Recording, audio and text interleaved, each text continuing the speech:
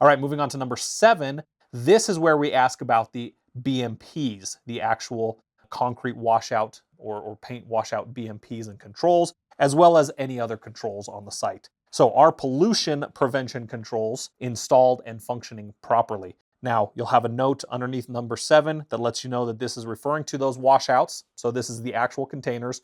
Are they installed on site and are they functioning properly?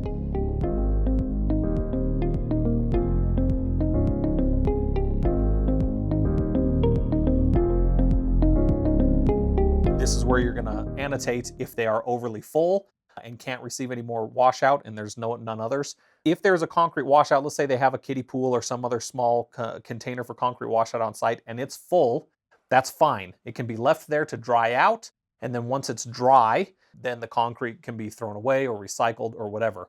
But if that is full and there are no other washout bins around, then you'll want to annotate that, hey, your concrete washout is full here. You need to have something else to contain concrete washout. This also refers to spills or leaks. So one of the things, and we'll talk about spills or leaks later on, but this specifically isn't about looking for the spills or leaks. This is seeing if there is a control for spills or leaks.